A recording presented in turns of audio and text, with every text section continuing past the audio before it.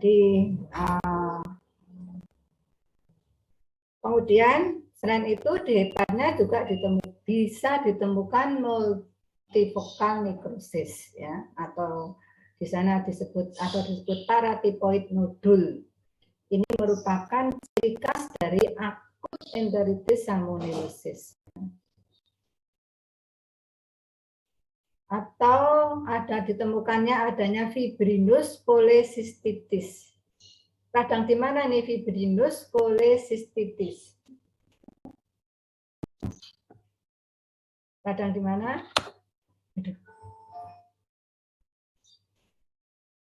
Fibrinus.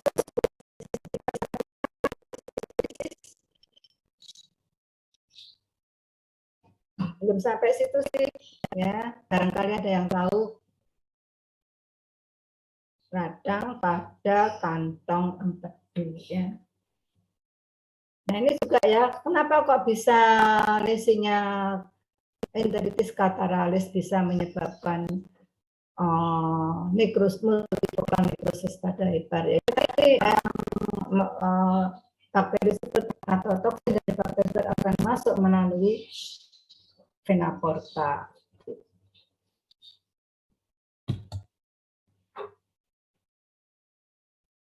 Jadi ini foki nekrotik pada sekum atau kolon juga mungkin ditemukan. Ya.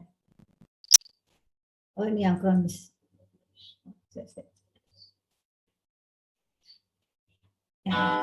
Yang bentuk kronis ditemukan adanya foki nekrotik terutama pada sekum dan kolon. Atau disebut button ulcer.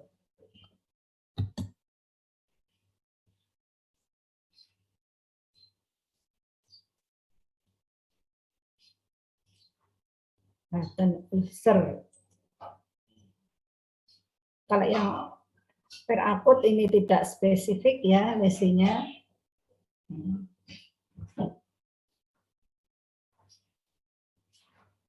Lesi yang tampak pada hewan yang mati karena septikemia ini sangat minimal atau sedikit. Karena septikemia maka terjadi nekrosis pada pembuluh darah ya yang meluas ya, sehingga tampak petekie di mana-mana, tampak sianosis ya pada ekstremitas bawah atau bagian ventral. Ini gambarnya saya dapat hitam putih ya, saya tidak jelas bentukan pseudomembranous colitis. Nah, colitis radang di mana tadi? Hah? Colitis radang di mana? Kolon. Kolon, jadi di khusus bagian belakang. Nah ini fibrinus itu seperti ini ya, jaringan fibronekrotik, eksudat. Jadi seperti kental ya, ini kental. Ini button ulcer, yaitu ulcer multifokal ulcer pada kolon ya. Ada salmonellosis yang kronis. Ulcer tadi kalau dibuat histopat seperti ini, jadi terjadi lesi mulai dari erosi sampai nekrosis pada lamina propria, pada submucosa sampai muscularis mucosanya. Ini bagian yang ini bagian ulcernya. Nah ini multifokal nekrotik pada hepar, ya. Jadi atau multiparatipoid nodul tadi ya. Jadi ini kalau dilihat dibuat persediaan preparat tampak ini ya nekrosis pada sel-sel hati yang multifokal itu ada di beberapa tempat. Nanti lama-lama akan terjadi mikroabses karena nekrosis ini kan kematian sel. Ya. Ini dompet.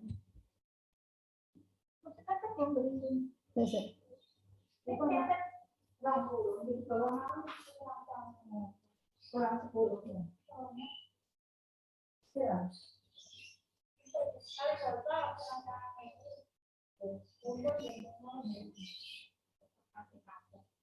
Terus dompetku mau nanti ya. Dompet.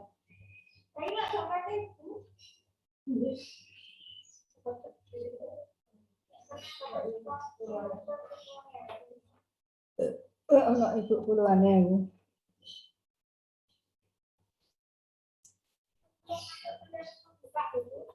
Iya.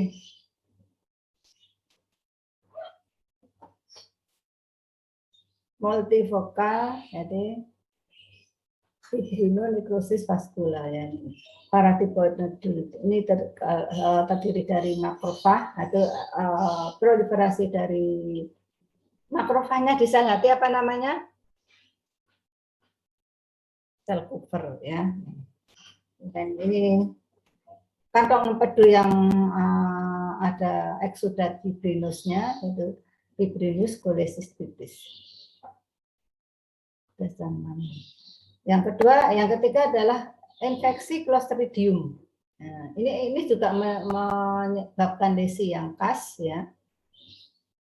Nama penyakitnya, ya ini nama penyakitnya, Clostridial enteritidis pada sapi dan kambing atau disebut purple gut acute enterotoxemia atau overeating disease atau pulpy kidney disease. Ya. Bakteri Clostridium itu menghasilkan enterotoksimia, yaitu adanya toksin dalam darah yang dihasilkan dalam intestin. Toksin ini akan melisiskan sel-sel epitel dari sampai membran basal sampai pada kripta. Jadi udem, infiltrasi sel radang pada laminat bisa terjadi kematian sehingga akan bakteri ini pada metabolismenya juga menghasilkan gas ya, sehingga usus itu akan tampak menggelembung ya, akan tertampak seperti timpani ya, berisi gas, sehingga dinding karena banyak menyebabkan karena banyak sel-sel epitel yang nekrosis sehingga tampak tipis dan berisi udara ya. Udara itu. Gejalanya diare yang berak darah atau tidak darah, denyut jantung meningkat karena terjadi anemia yang berat, atoni, dehidrasi, lemah, dan bisa menyebabkan kematian. Bahkan bisa menyebabkan kematian yang mendadak tanpa diare. Lesi pada usus yang khas selalu ditemukan yaitu adanya beberapa bentuk perdarahan, bisa mulai dari PV, ekimus, atau perdarahan yang merata sampai pada serusa atau mukosanya. Sebagai target dari enterotoksimia tersebut adalah usus kecil bagian depan ya tadi ya, dan dengan gejala lesi perdarahan dapat dikerudukan dengan intestinal strangulasi. Jadi untuk nama penyakitnya gastroenteritis hemoragik terakut pada anjing atau hemorrhagic gastroenteritis yang disebabkan oleh Clostridium perfringens tipe E ya. Ditemukan perdarahan, ini hemoragi, transmural hemoragi ya, serusanya perdarahan, itu bagian yang normal ya. Ini hemoragi berat, hampir di seluruh ususnya ya.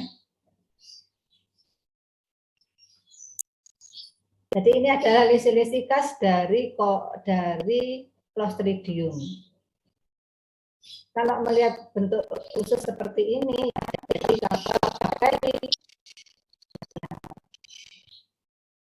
kemungkinan besar adalah Clostridium, karena Salmonella coli itu tidak menimbulkan lesi yang seperti ini.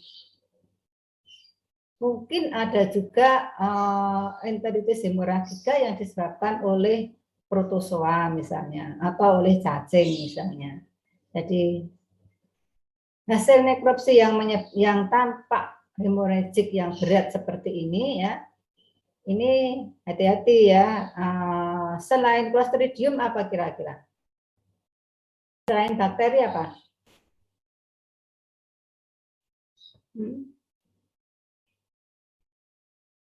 Selain bakteri apa? Selain bakteri, intoksikasi, keracunan ya. Keracunan juga bisa menyebabkan perdarahan yang, tapi kalau keracunan bisa perdarahannya bisa mulai dari esophagus, bisa dari lambung ya. Dan kalau pada keracunan kemungkinan gejala klinisnya diare dan muntah. Ya. Ini juga bisa menyebabkan, diarenya juga diare berdarah. Jadi enterotoksimia sapi penyebab yang disebabkan oleh Clostridium perfringens tipe A menyebabkan Clostridial enteritis dengan patologi anatominya yaitu hemoragi intraluminal, intramural, terutama pada ini. Gambaran histopatologinya itu enterokolitis nekrotikan intramural atau transmural. Erosi pada pili, perdarahan pada submukosa, reaksi hemoragik, perdarahan pada submukosa.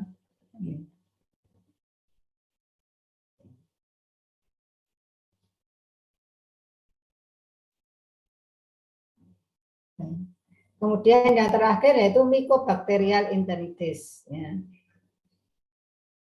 Mycobacterial ini bisa berasal dari dahak ya atau sputum yang tertelan, atau mengkonsumsi air susu yang mengandung Mycobacterium, air susu yang tidak dipasteurisasikan, ya, tidak dimasak dulu, sehingga Mycobacterium bisa berkembang hidup dan berkembang di dinding usus ya.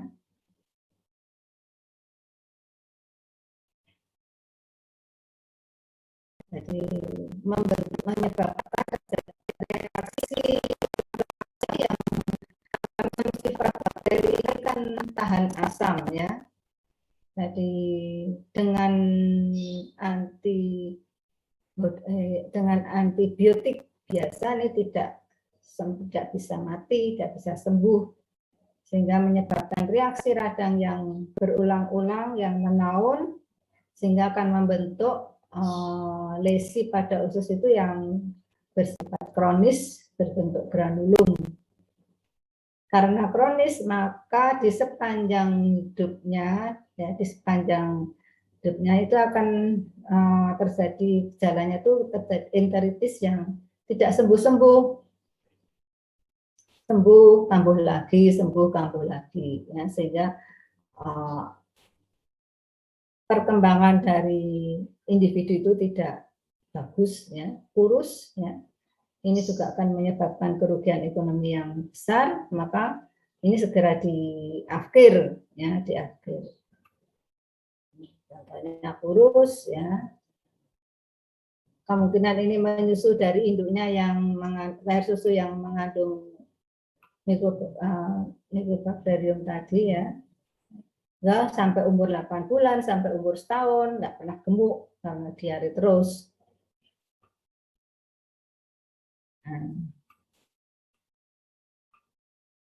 Setelah dinekropsi, maka tampak di sepanjang ususnya, di ususnya itu adalah mengalami penebalan, ya, mengalami penebalan. Kemudian lekuannya ini sangat jelas, ya, keras. Nah, ini adalah menunjukkan radang yang bersifat kronis, bersifat granulum atau kaseosa. Nah, kalau kalian menemukan lesi yang seperti itu, nah kalau ini bakteri kemungkinan besar adalah Mycobacterium. Nah, untuk melihat Mycobacteriumnya ada pewarnaan,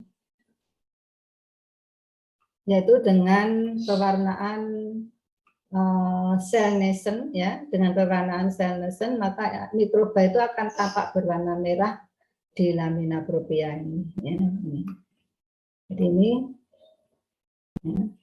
sepertinya ususnya akan intact ya, tapi dia ini kan nggak ada perdarahan, nggak ada lesi-lesi, tapi perubahannya hanya ususnya menebal dan lipatannya sangat jelas ya, lipatannya sangat jelas. Nah ini kan sangat tebal nih.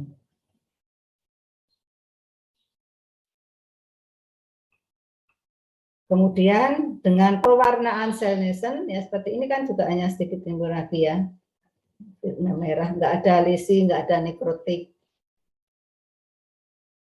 Tapi dengan pewarnaan HE tampak seperti ini. Ini apa sih ini? Ini apanya ini? Ini apanya nih? Kripta. Ayo ini bagian usus apanya nih? Kripta Liberkun. Ini kriptanya ini sangat berjauhan letaknya ya. Atrofi berkurang. Karena apa? Karena diganti dengan ini belum terbentuk jaringan ikat, hanya ada infiltrasi sel radang yang jadi namanya sarang-sarang granulum epiteloid. Jadi sel-sel epiteloid banyak sekali di sini.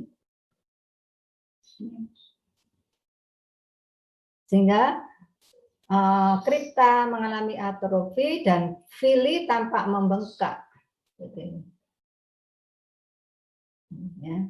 Kriptanya atrofi, filinya membengkak. Lamina proprianya soalnya melebar, ya melebar, banyak epiteloid, banyak granulum epiteloid, tapi belum terbentuk jaringan ikat.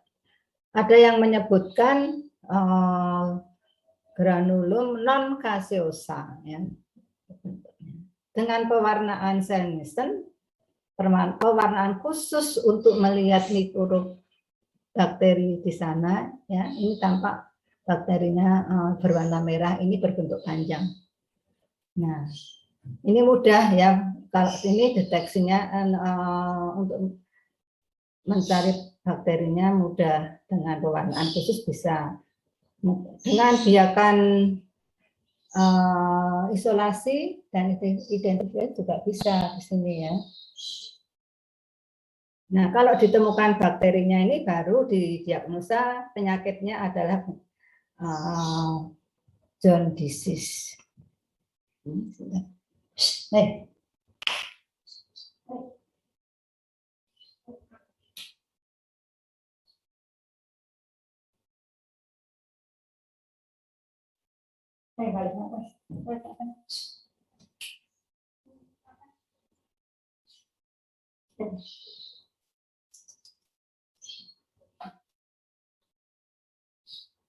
Jadi ini gambaran makrosnya, jadi menebal dan lipatannya ini sangat jelas.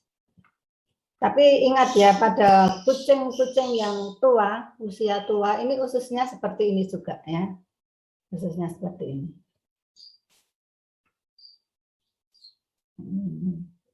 Tadi ini pada sapi yang menderita John disease. Jadi lipatan-lipatan tersebut ini ya. Fili-filinya ini menurut. Ini karena apa? Di sini banyak ditemukan sarang-sarang granulum, sarang-sarang yang terdiri dari sel-sel epiteloid. Sel epiteloid itu ada nama lain daripada makrofag yang ada di jaringan ikatnya. Kemudian banyak ditemukan giant cell. Kemudian yang merah-merah ini yang tidak ada intinya ini adalah jaringan nekrotik.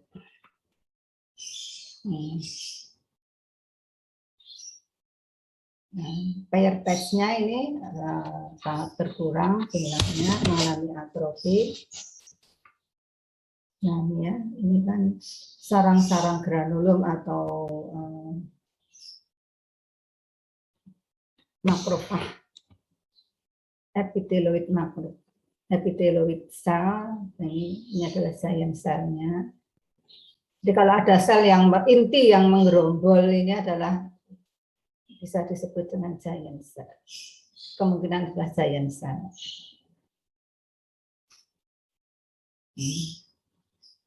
Ini ada di preparat kita punya.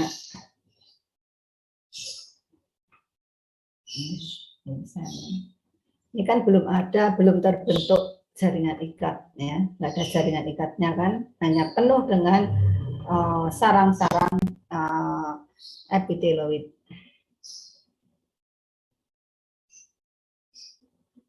Ini sehingga fili-fili sel itu akan tampak memendek karena laminnya propianya jadi melebar seperti ini.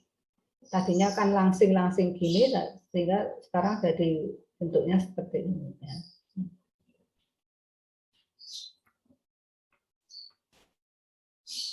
Kita lanjutkan parasit pada usus, itu banyak ya, ada Coccidia. Nah, Coccidia ini adalah parasit obligat intraseluler atau Emeria ya. Pada unggas itu banyak ditemukan. Karena dia obligat intraseluler, maka artinya apa ini? Hidup dan berkembang biaknya itu ada di dalam sel epitel usus, bukan di dalam lumennya, tapi di dalam sel epitel ususnya. Ya. Sehingga pada waktu dia keluar dari sel itu kadang-kadang bisa menyebabkan perdarahan. Itu yang bisa menyebabkan perdarahan. Lesi yang pas adanya proliferasi dari sel fili usus dan perdarahan.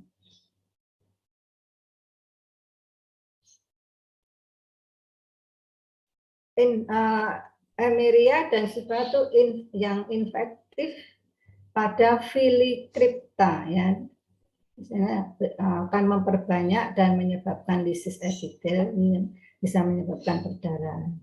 Gejala klinisnya diare berdarah dan pemeriksaan fesesnya secara natif bisa ditemukan oosit. Ini juga perdarahan ya, tapi bedakan perdarahan ini dengan perdarahan yang disebabkan oleh Clostridium tadi ya. Nah, ini di mukosa ini banyak ditemukan nodul-nodul proliferatif dari sel-sel epitel.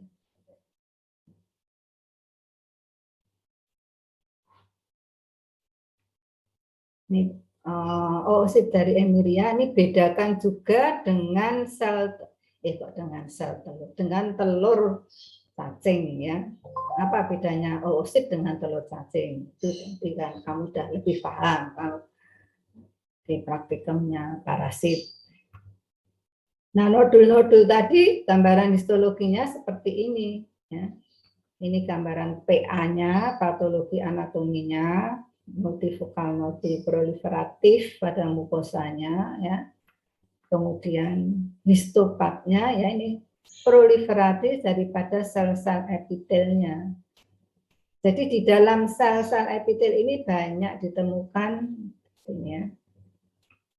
Ini PA-nya. Nah, di dalam sel-sel epitel ini banyak ditemukan stadia-stadia dari Emeria tadi ya. Karena dia obligat intraseluler. Ingat ya, ini juga bisa menyebabkan lesi pada hepar. Kalau dia di hepar, hidupnya di mana? Dia akan masuk di mana? Siapa yang tahu? Ductus biliferus. Di mana? Ductus biliferus. di epitel ductus biliferusnya, ya, di epitel, bukan di dalam ductus biliferusnya, tapi di epitelnya. Di epitel ductus, bukan di enterosit, bukan di hepatositnya, tapi di epitel ductus biliferusnya. Ya, nah, ya. Terus kayak kancing baju ya ini, nah. Di sepanjang fili-fili ususnya, di intrusitnya banyak. Ibu sih enggak tahu ini stadiumnya apa-apa ya. Ini membentuk kista. Nah, ini di kripta selnya juga seperti ini.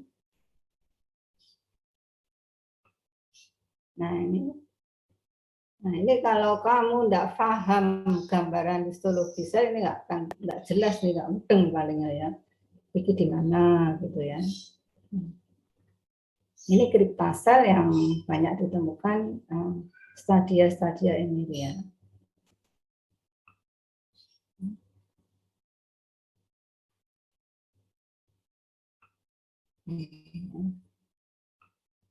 Ini kripta sel semua ini ya. Ini yang menyebabkan perdarahan. Ini kalau lepas, kalau stadium apa ya, yang bisa mikrogamet atau makrogamet itu yang keluar dari sel itu, ini bisa menyebabkan perdarahan. Nah, yang kedua yaitu cacing kait ya, atau hookworm disease ya, cacing tambang. Ini juga sifatnya dia menghisap darah ya. Ini spesiesnya ada Ankylostoma caninum, Clostoma, Clostoma duodenum. Ya. Usus halus bagian proksimal pada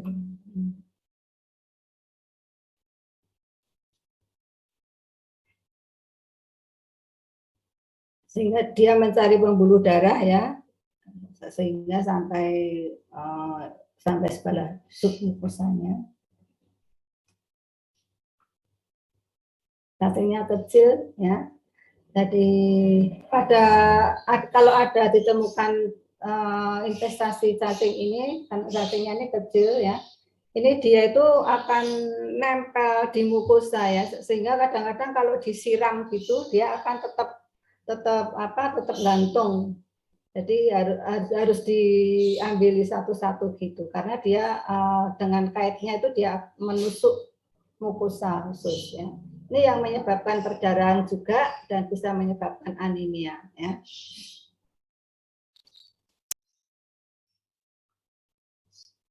Migrasi lavanya bisa sampai ke paru-paru ya, menyebabkan pneumonia yang ketiga.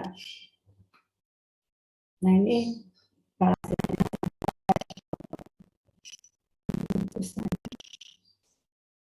mukosanya, potongan cacingnya, potongan lintangnya, di lamina propria. Ayo, sebentar ya. Ini keluar. Sini, balik.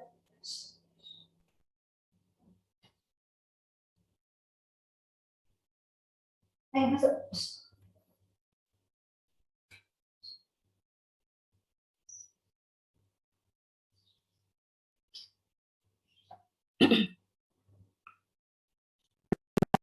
Seperti ini ya, terjadi sufusif pada mukosa usus. Nah ini ada beberapa cacing yang di sana yang melekat pada mukosanya.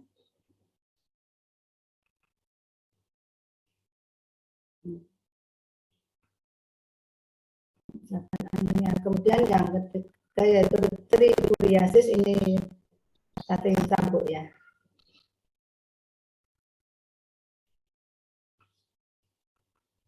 Nah ini juga kemudian sasodan bisa jangan sendiri ya, ini sudah jam 12.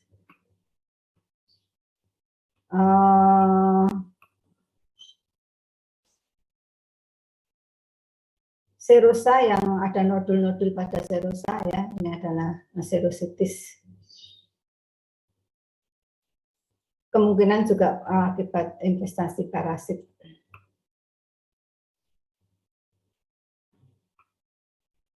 Penyakit virus pada usus itu banyak ya yang penting. Ini beberapa penyakit virusnya itu adalah transmissible gastroenteritis ini pada anak-anak babi ya. Ini juga bisa menyebabkan perdarahan yang berat karena dia menyerang epitel ya. Virus tersebut akan merusak nekrosis pada epitelnya ya. Akan terjadi atrofi fili usus yang pada usus halus. Jadi gambaran histopatnya bisa seperti ini. Ini ya. Gambaran patologi anatominya hampir kayak hati-hati kalau menemukan, kalau melihat seperti ini gasnya ini bisa terjadi, apakah ini timpani, apakah ini gas yang terbentuk pada postmortem autolisis ya. Nah, itu harus hati-hati ya, karena penyebabnya banyak. Pada yang disebabkan oleh virus ini ya, karena virus tersebut akan menyebabkan lesi ya pada usus ya.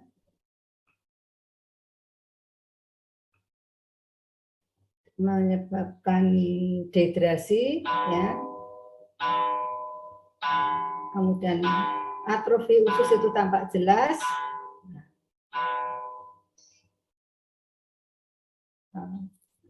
Usus pada anak bayi sangat dilatasi dengan penuh gas ya, dinding tipis dan penuh dengan air susu. Gas yang pada Clostridium, apa bedanya dengan yang Clostridium? Clostridium juga menyebabkan terbentuknya gas pada dinding usus. Kira-kira apa bedanya dengan yang di Clostridium? Kalau infeksi Clostridium gimana gambarannya?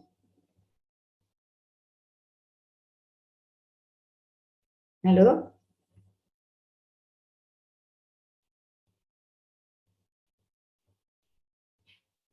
Kalau infeksi Clostridium gimana? Apa bedanya dengan TGE ini? Transmissible gastroenteritis.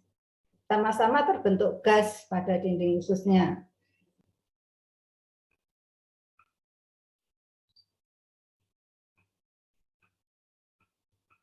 Kalau yang Clostridium apa? Lesinya selain ini apa lagi? Yang kas apa? Ditinggal tidur aku ya.